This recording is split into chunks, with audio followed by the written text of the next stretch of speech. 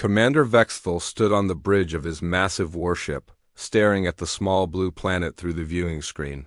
His forearms moved across the control panels with practiced ease as he studied the reports from his scout ships. This world was perfect for conquest. The creatures living there were weak, divided, and had barely learned to split atoms. Their rockets could barely reach their own moon. "Target confirmed," announced his second-in-command, a tall warrior named Krell. "The inhabitants show no signs of advanced technology. They fight among themselves constantly. This should be completed within 3 cycles." Vexthal nodded. This was the 74th world his fleet had conquered for the Zephyrian Dominion. Each time, the pattern was the same. They would arrive, display their superior firepower, and the local species would surrender. Those who refused to submit would be destroyed quickly. The survivors would become workers for the Dominion, mining resources and building ships for future conquests. The Zephyrians had perfected this process over thousands of years. They were 3 meters tall, covered in thick armor-like skin, and possessed strength that could crush most materials. Their weapons could melt through steel, and their ships could destroy entire cities from orbit. No species had ever successfully resisted them for more than a few local days. "Begin the standard approach," Vexthal ordered. "Full fleet deployment, show them what they face." Far below on the planet's surface, Lieutenant Colonel Jake Morrison watched his screens in disbelief. The objects appearing in Earth's sky were unlike anything humanity had ever seen. They were massive, dark ships that seemed to absorb light itself. There were hundreds of them, each one larger than the biggest aircraft carrier ever built. "Sir, we're getting reports from every major installation on the planet," said Sergeant Lisa Campbell, her voice tight with fear. "These things are appearing everywhere. Over every major city, every military base, every capital." Morrison had been stationed at NORAD for 15 years. He had trained for every possible scenario, from nuclear war to terrorist attacks. But nothing had prepared him for this moment. The screens showed ships that defied everything humanity knew about physics and engineering. "Are we getting any communication from them?" Morrison asked. "Yes, sir. Coming in now," Campbell replied. "It's in English. Perfect English." The message appeared on every screen in the facility simultaneously. The voice was cold, mechanical, and completely without emotion. "Primitive species of the 3rd planet from your star, you will surrender all resistance within 1 rotation of your world. Your weapons will be destroyed. Your leaders will report to designated collection points. Any attempt to resist will result in the complete destruction of your species. You have been warned." The transmission ended, leaving the command center in complete silence. Morrison looked around at his team. Dr. Kevin Walsh, the base's science advisor, was staring at the screens with a mixture of fear and fascination. Captain Amy Rodriguez, their tactical expert, was already pulling up defense protocols on her computer. "Doctor, what do you think we're dealing with?" Morrison asked. Walsh shook his head slowly. "Based on the size of those ships and their ability to appear simultaneously across the globe, we're looking at technology that's centuries ahead of ours. Maybe thousands of years? The energy requirements alone for what they just did should be impossible. Captain Rodriguez, what are our options?" Morrison continued. Amy looked up from her computer. "Honestly, sir, if they can do what they just demonstrated, our conventional weapons won't even scratch them. Nuclear weapons might have some effect. But if they can travel between stars, they probably have defenses we can't imagine." Morrison walked to the main viewing screen, which showed the massive alien ship hovering over Colorado Springs. It was so large it blocked out the sun, casting the entire area in shadow. Similar scenes were being reported from every major population center on Earth. "Sir," Campbell called out, "we're getting reports from the Pentagon. They want to know our assessment of the situation. Tell them we're dealing with a technologically superior force that appears to have the capability to destroy human civilization." Morrison replied. "But also tell them that we're Americans and Americans don't surrender." The first demonstration of alien power came exactly 1 hour after the initial message. The massive ship over Moscow fired a single beam of energy that struck the Kremlin. The ancient fortress and everything within a mile radius simply vanished, leaving behind a perfectly circular crater of melted rock. Similar demonstrations occurred simultaneously across the globe. The Pentagon lost one wing to a precision strike. The Houses of Parliament in London were reduced to molten slag. The message was clear: resistance was futile. But the aliens had made a crucial error in their calculations. They had studied human technology and military capabilities, but they had not studied human nature. In his small apartment in New York, construction worker Tony Martinez watched the news coverage with growing anger. His father had fought in Vietnam. His grandfather in World War II. The Martinez family had never backed down from a fight, and Tony wasn't about to start now. "They think we're just going to roll over and die," he muttered to himself, looking at the massive alien ship hovering over Manhattan. They don't know who they're messing with. Across the country, similar thoughts were occurring to millions of people. Police Detective Rick Murphy in Chicago was already planning how to use the city's tunnel systems to launch guerrilla attacks. Former Marine Steve Johnson was organizing his neighbors into a resistance cell. Dr. Elena Vasquez was wondering how to analyze alien technology. If she could get her hands on some. The aliens had expected fear and submission. Instead, they were seeing something they had never encountered before, a species that became more dangerous when threatened. Back on the alien command ship, Vexthal was reviewing the initial reports from his ground commanders. The demonstrations had been perfectly executed. The primitive humans had seen their most important buildings destroyed with ease. By all previous experience, surrender negotiations should have begun within hours. Instead, the planet's communication networks were buzzing with activity. The humans were not discussing surrender terms. They were discussing resistance strategies. "Sir," Krell reported, "the creatures are not responding as expected. Instead of submitting, they appear to be organizing for combat." Vexthal's 4 eyes narrowed. "Impossible. They witnessed our power. They know they cannot win." "Yes, sir, but they are mobilizing their military forces anyway. They are also broadcasting instructions for civilians to evacuate cities and prepare for extended conflict." This was unprecedented. In 73 previous conquests, no species had ever continued to organize resistance after witnessing Zephyrian. Firepower? The pattern was always the same: shock, fear, and rapid surrender. "Perhaps they do not understand the hopelessness of the situation," Vexthal decided. "Begin Phase 2, deploy ground forces to major population centers. A few demonstrations of our warriors' capabilities should convince them." But even as he gave the order, Vexthal felt a strange unease. The humans were not behaving like any species he had encountered before. They seemed to lack the basic survival instinct that should have told them to surrender when faced with overwhelming force. On Earth, the resistance was already beginning. Jake Morrison had been in contact with military commanders worldwide. They all agreed that conventional warfare was impossible, but they also agreed that surrender was not an option. "We're going to show these aliens what happens when you threaten humanity," Morrison told his team.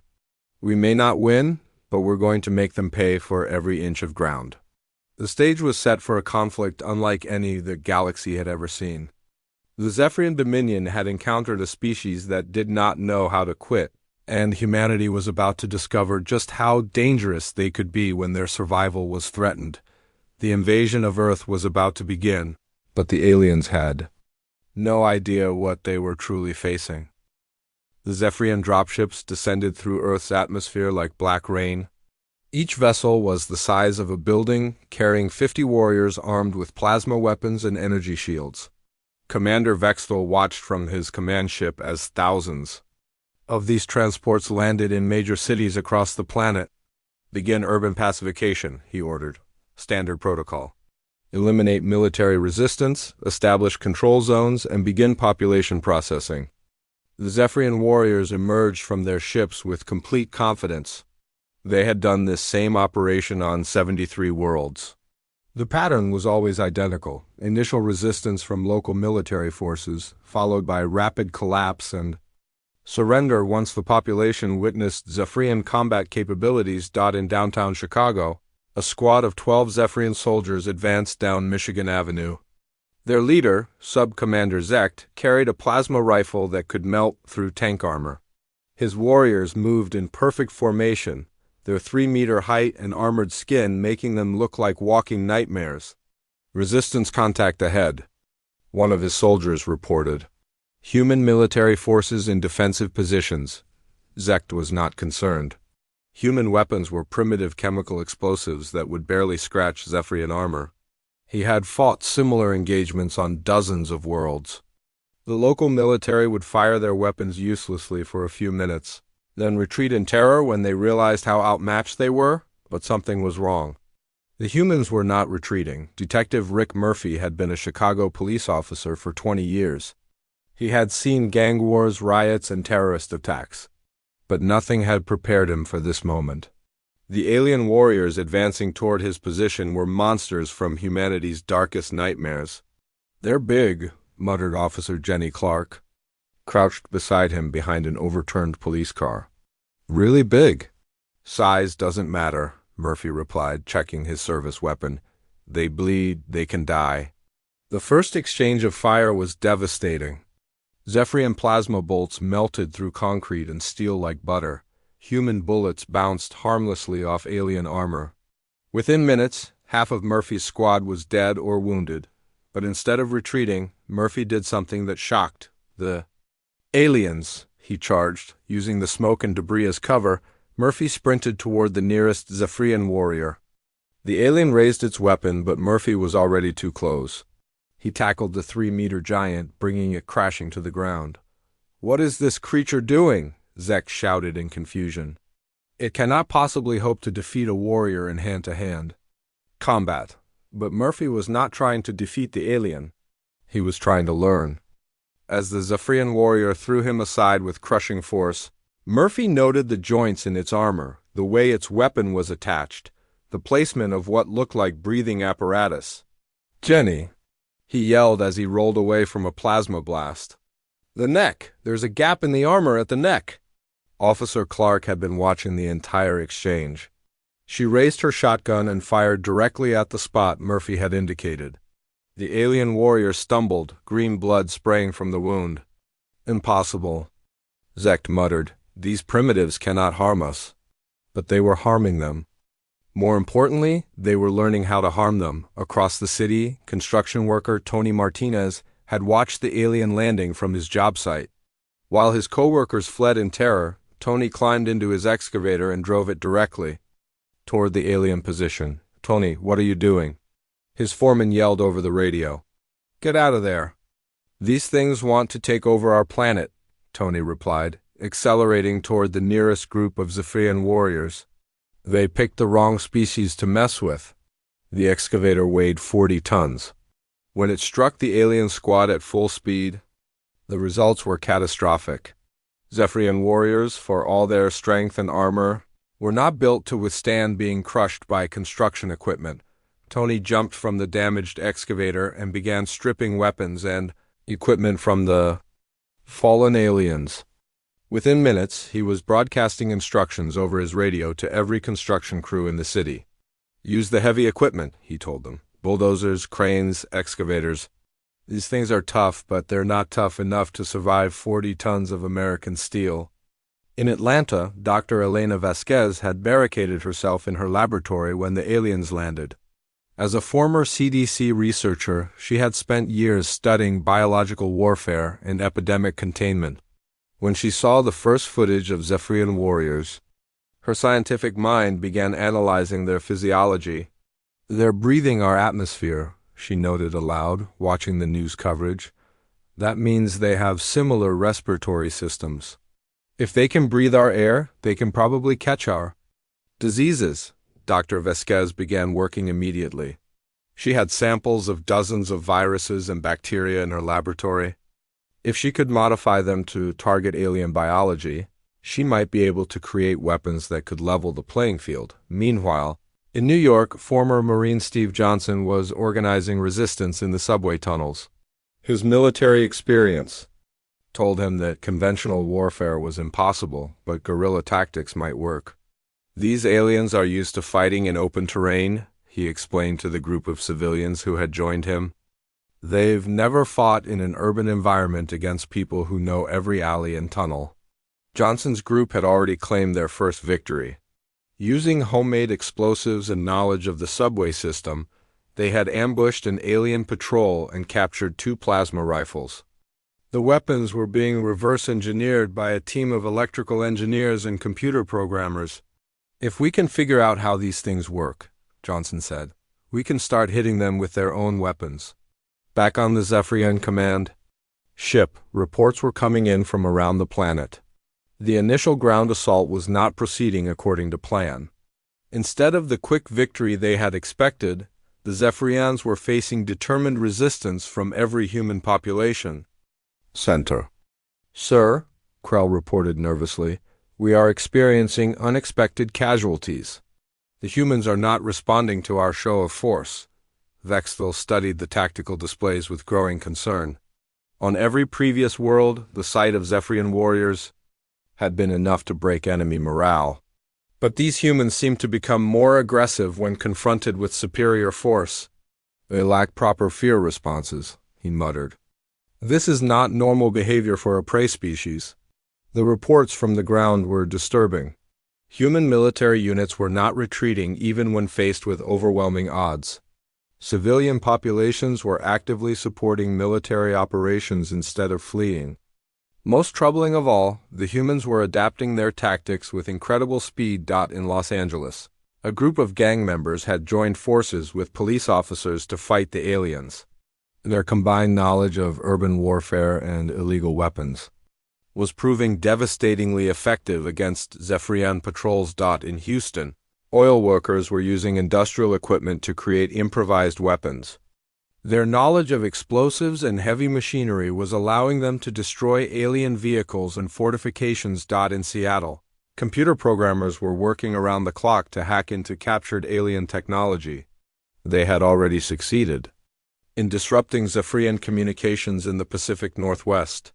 Sir, Krell continued, the humans are also displaying unusual learning capabilities. They are sharing tactical information across their entire planet in real time. Every successful technique developed in one location is being implemented globally within hours. This was unprecedented. Previous species had fought in isolation, each group unaware of what others were doing. But humanity had global communication, networks that allowed instant sharing of information. In Boston, schoolteacher Helen Brooks had organized her students into information networks.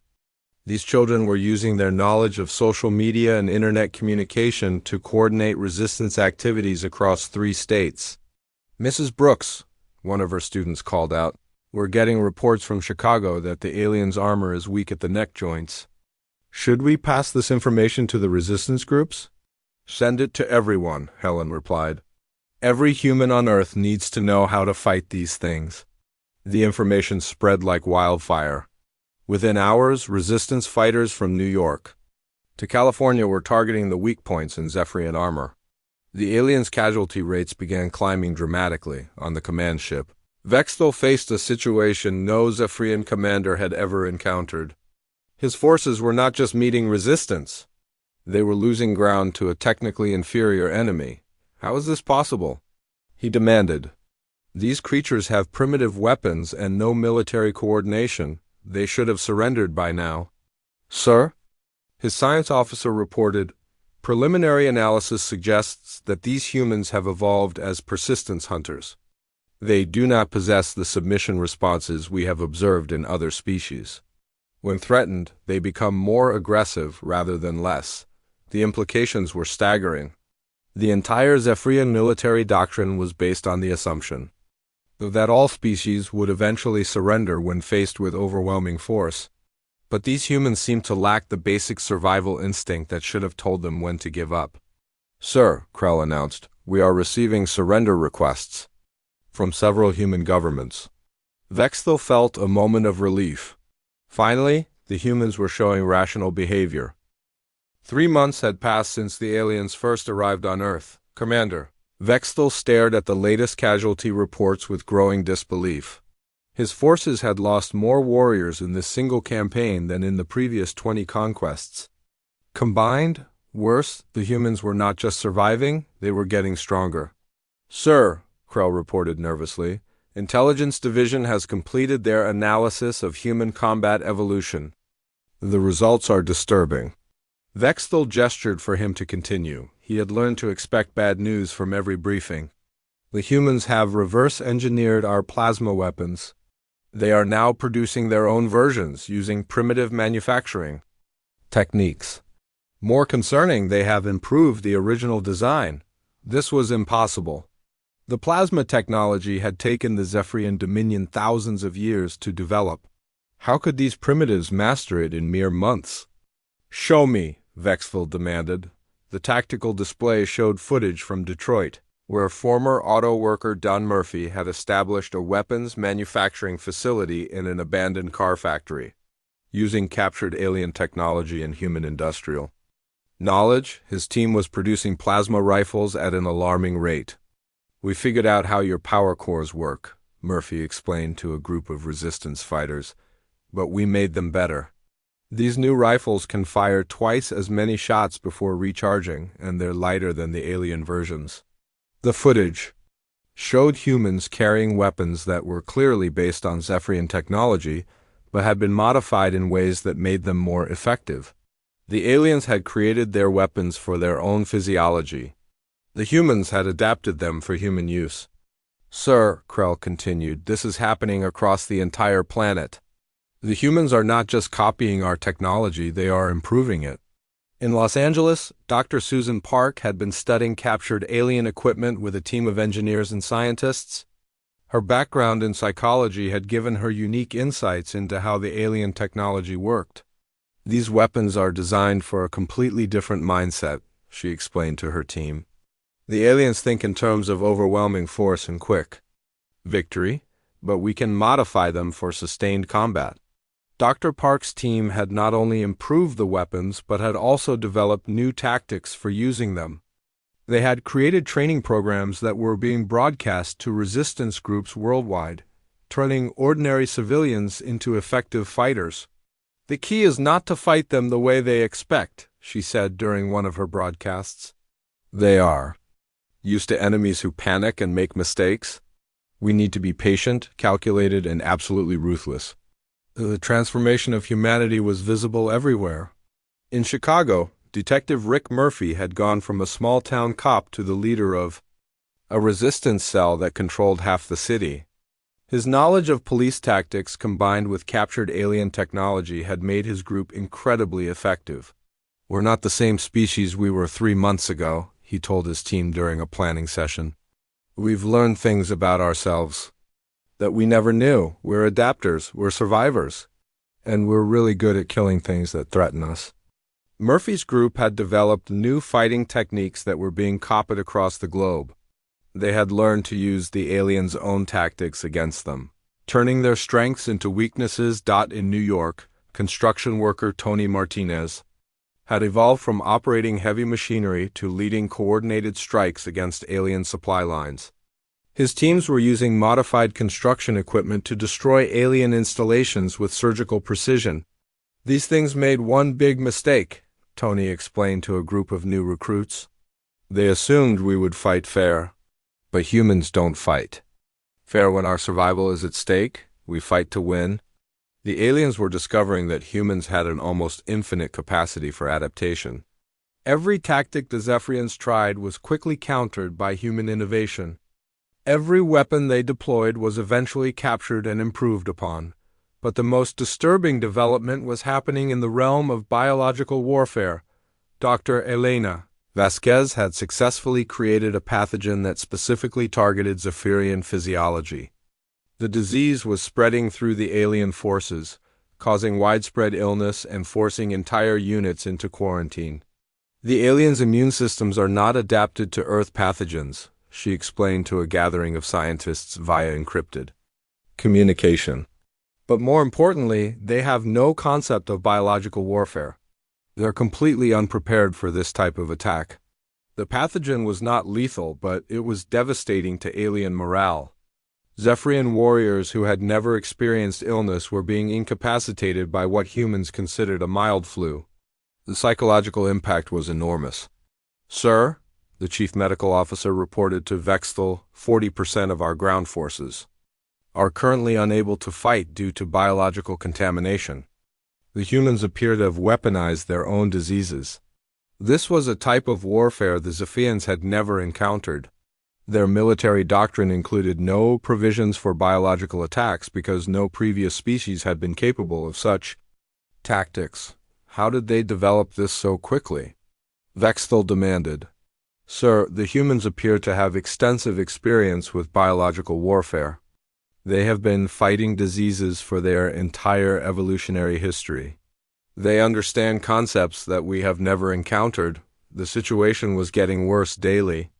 In Seattle, former Marine Steve Johnson had organized resistance fighters into a highly effective guerrilla force. They were using the city's underground tunnel systems to launch surprise attacks that were devastating alien patrols. "We're not trying to win battles," Johnson explained to his commanders. "We're trying to win the war. Every alien we kill, every weapon we capture, every day we survive makes us stronger." Johnson's tactics were being studied and copied by resistance groups worldwide. The humans had developed a global network for sharing tactical information that was more efficient than anything in the Zephyrian military. "Sir," Krell reported during another briefing, "the humans have established communication networks that we cannot intercept or disrupt. They are coordinating globally in real time." This was another capability the aliens had never encountered. Previous species had fought in isolation, each group unaware of what others were doing. But humanity had global communication systems that allowed instant sharing of information and tactics. In Boston, schoolteacher Helen Brooks had transformed her classroom into a communication hub that coordinated resistance activities across the entire East Coast. Her students were using their knowledge of social media and internet communication to create networks that the aliens could not penetrate.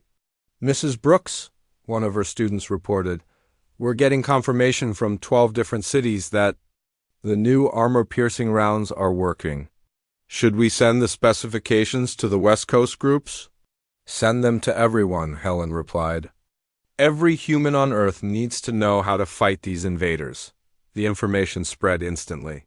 Within hours, resistance fighters from New York to California were using the new ammunition designs.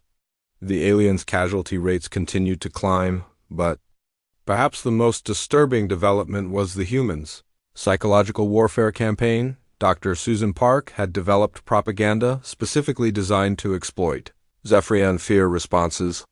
"We studied their behavior patterns," she explained to her team. "These aliens are predators, but they're specialized predators. They're not used to prey that fights back, and they're definitely not used to prey that hunts them." The broadcasts were transmitted on captured alien frequencies, describing human tactics in disturbing detail while playing recordings of Zephyrian death sounds. The psychological impact on alien forces was devastating. "Sir," the communications officer reported to Vexthal, "our forces are requesting permission to withdraw from several sectors. Morale is at critical levels." This was unprecedented.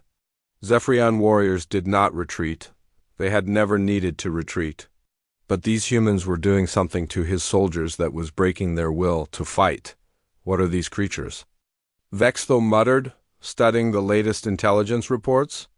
"Sir," his science officer replied, "our analysis suggests that humans are persistence hunters who evolved in an environment where giving up meant death.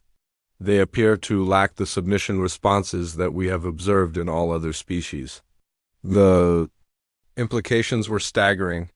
The entire Zephyrian military doctrine was based on the assumption that all species would eventually surrender when faced with overwhelming force. But these humans seemed to view impossible odds as a personal challenge. "Sir," Krell announced, "we are receiving reports from the outer colonies. The human resistance techniques are spreading to other worlds. 17 conquered species have begun implementing human-developed tactics." This was the nightmare scenario.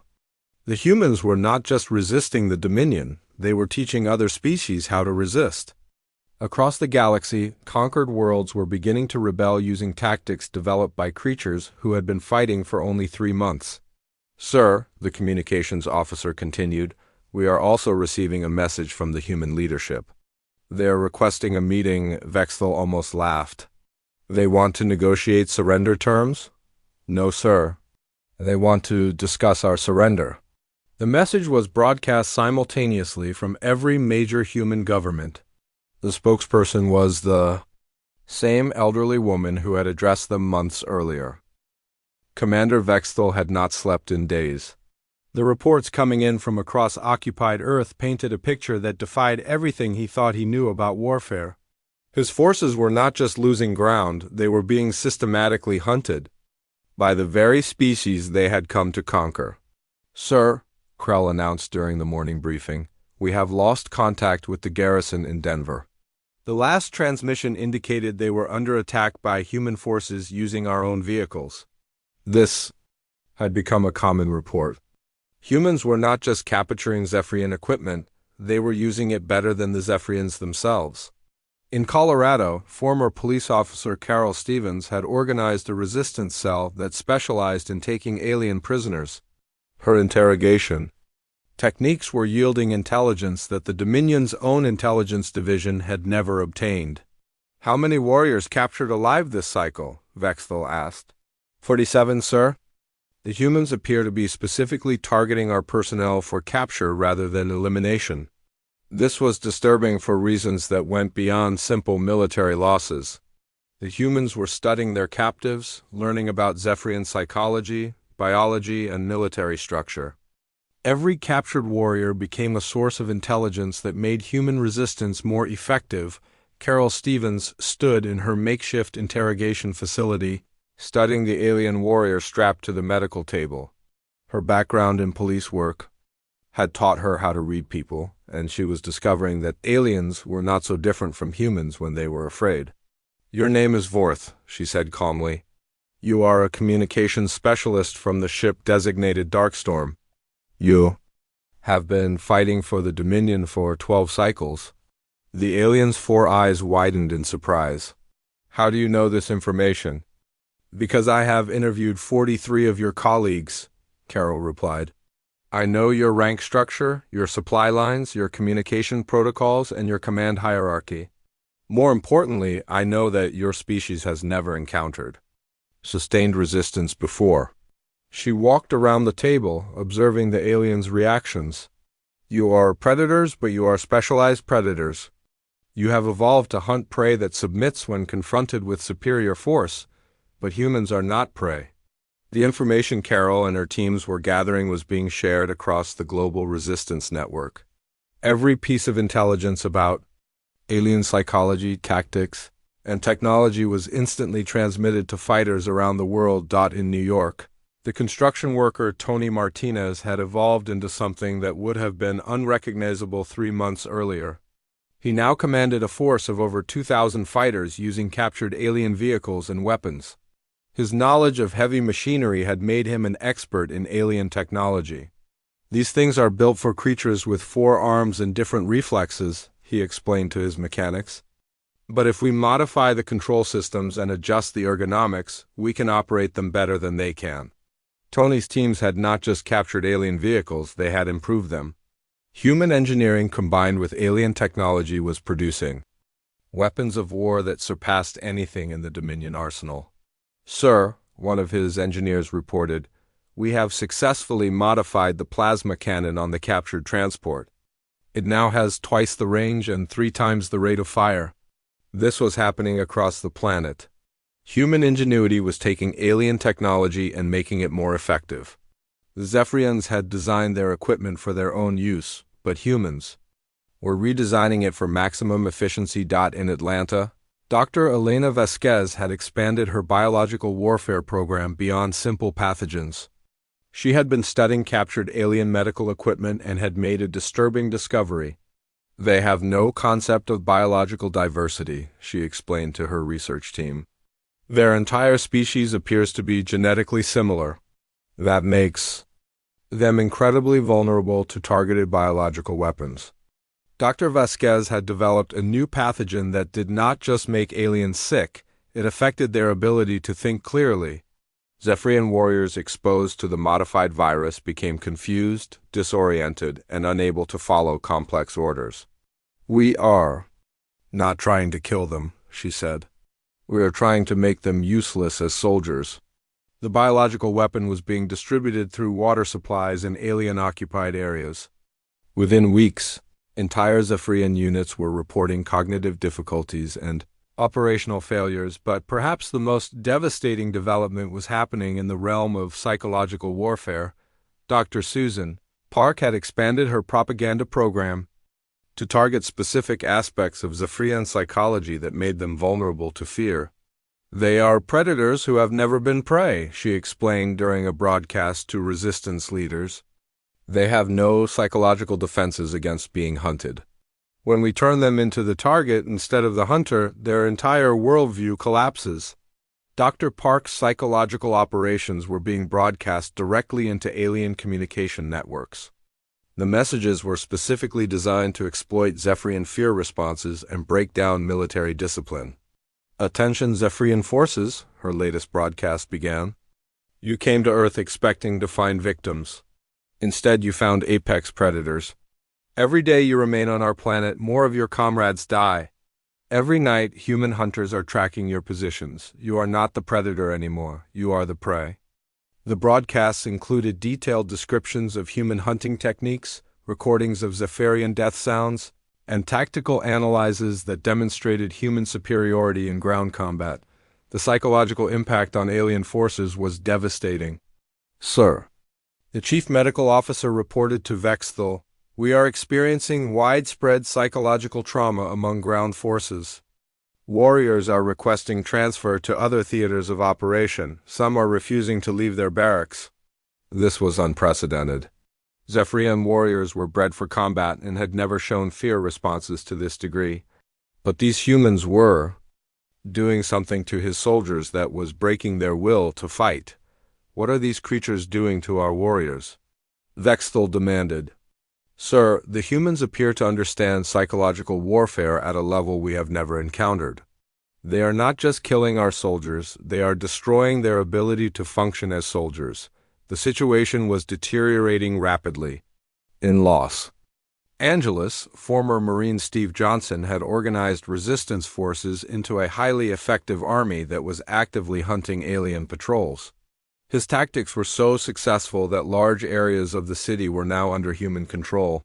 "We are not defending anymore," Johnson explained to his commanders. "We are attacking.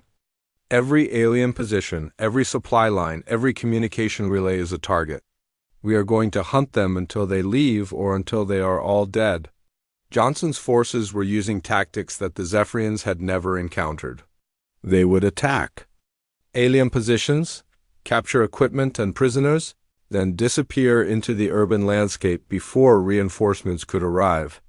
The aliens were being forced to react to human initiatives rather than implementing their own plans. "Sir," Krell reported, "ground forces are requesting permission to implement scorched earth tactics. They want to destroy human population centers, to deny the resistance resources." Vexthal considered this option. It would certainly reduce human fighting capability, but it would also destroy the very resources the Dominion had come to capture. More importantly, it might make the humans even more dangerous. Negative, he decided. These creatures become more aggressive when threatened. Destroying their cities will only make them more determined to destroy us. The intelligence reports were showing that human resistance was spreading beyond Earth. The tactics developed by human fighters were being transmitted to other worlds throughout the Dominion. Conquered species were beginning to implement human-developed strategies with devastating effectiveness. "Sir," the communications officer announced, "we are receiving reports from 17 different systems. Conquered species are rebelling using human tactics. The Dominion Council is demanding explanations." This was the nightmare scenario. The humans were not just resisting the Dominion, they were teaching the entire galaxy how to resist. Species that had been enslaved for generations. was suddenly discovering that their oppressors were not invincible. In Boston, schoolteacher Helen Brooks had transformed her communication networks into something that reached far beyond Earth, using captured alien technology. Her students were broadcasting human resistance techniques to every corner of the galaxy. "We are not just fighting for Earth," she explained to her young operators. "We are fighting for every species that has ever been enslaved by these creatures. Every tactical innovation we develop, every weakness we discover, needs to be shared with everyone who wants to be free." The broadcasts were having an explosive effect across the Dominion. Species that had accepted Zephyrian rule for centuries were suddenly discovering that resistance was possible. "Sir," the intelligence officer reported, "we are detecting coordinated uprisings on 43 worlds. All of them are using tactics that originated on Earth." Vexthel stared at the tactical displays showing rebellion spreading across the galaxy. Like a virus, these humans had done in 6 months what no species had accomplished in thousands of years. They had shown the galaxy that the Zephyrian Dominion was not invincible. The Zephyrian fleet departed from Earth's solar system in complete silence. For the first time in 1,000 years, the Dominion was retreating from a conquest. Commander Vexthel watched the blue planet shrink in his viewing screen, knowing that he would never forget the creatures who lived there. "Sir," Krell reported quietly, "all forces have been successfully evacuated. Total casualties, 47,000 warriors, 12 capital ships, and over 300 support vessels." The numbers were staggering. The Dominion had lost more military assets in this single operation than in the previous century of conquests combined. But the physical losses were nothing compared to the damage these humans had done to Dominion morale and military doctrine. "Sir," the communications officer announced, "we are receiving priority transmissions from across the Empire. Rebellions have begun on 68 worlds. All of them are using tactics developed by the humans. This was the true cost of the failed Earth invasion. The humans had not just defeated the Dominion militarily, they had shown the entire galaxy that resistance was possible. Species that had been enslaved for generations were suddenly discovering that their oppressors were not invincible on Earth." President Patricia Long stood in the ruins of what had once been the United Nations building in New York. The structure had been destroyed in the early days of the invasion, but humans had rebuilt it using captured alien technology. The new building was a symbol of humanity's transformation from a primitive species to a galactic power. "Fellow humans," she began her address to the planet, "8 months ago, we were invaded by an empire that had conquered 73 worlds. Today, that empire is retreating from our solar system, and rebellions are spreading across their territory. We have not just defended our world, we have begun the liberation of the galaxy." The transformation of humanity was visible everywhere. In Detroit, Don Murphy's weapons factories were now producing spacecraft using technology that surpassed anything in the Dominion arsenal. Former auto workers had become engineers capable of building interstellar warships. "We're not just defending Earth anymore," Murphy explained to his production teams. "We're building a fleet that can take human values to the stars. Freedom, determination, and the absolute refusal to surrender." The first human starships were already departing Earth's solar system. These vessels were crewed by people who had learned warfare against the most advanced military in the galaxy. Former police officers like Carol Stevens commanded ships filled with captured alien technology and human innovations.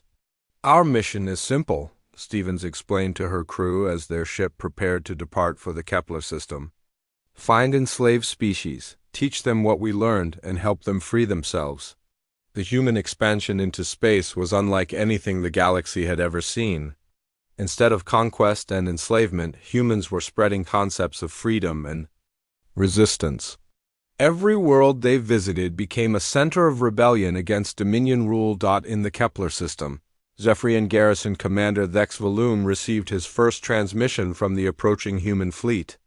The message was broadcast on all frequencies, ensuring that every species in the system could hear it. "Attention all sentient beings," the human commander announced. This is Captain Frank Morris of the Earth Defense Force. We are here to assist any species that wishes to be free from Dominion oppression. We offer our knowledge, our technology, and our support to anyone ready to fight for their independence. The effect was immediate. The Kepler system contained 3 enslaved species that had been working in Dominion mining operations for over 2 centuries. Within hours of the human transmission, uprisings began on all 3 worlds. "Sir," Lexval's aide reported frantically, "the slave populations are rebelling simultaneously. They appear to be using the same tactics that were employed against U.S. on Earth." The human fleet had not even entered the system yet, but their reputation was enough to inspire resistance. The galaxy had heard about the species that had defeated the mighty Dominion, and everyone wanted to learn their secrets. Captain Morris's ship entered the Kepler system to find Zephyrian forces already in retreat.